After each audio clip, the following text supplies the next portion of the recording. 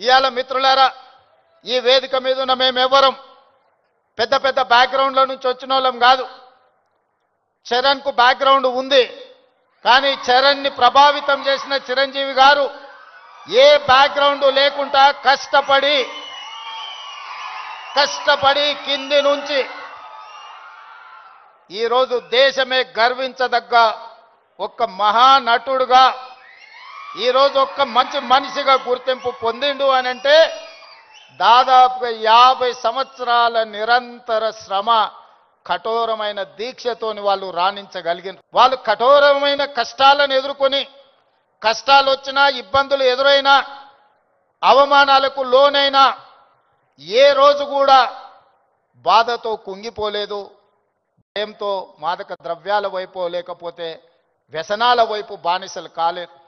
నిటారుగా నిలబడి వాటిని ఎదుర్కొని ఈరోజు ప్రపంచానికే ఆదర్శంగా నిలబడే విధంగా ఈరోజు వాళ్ళు రాణించారు. మరి ఈనాడు మనమందరం ఆలోచన చేయాలి. ఉద్యమ స్ఫూర్తి అయిన తెలంగాణ రాష్ట్రం, ఉద్యమాలతోనే సాధించుకున్న తెలంగాణ రాష్ట్రంలో ఈరోజు పాఠశాలల నుంచి కళాశాలల వరకు, కళాశాలల నుంచి యూనివర్సిటీల వరకు విద్యార్థులు గంజాయి ప్రభావితానికో లేకపోతే డ్రగ్స్ మహమ్మారికి బలైపోతున్నారు అని అంటే మనందరం చూసుకుంటూ కూర్చుందామా? ఒకసారి ఆలోచన చేయండి.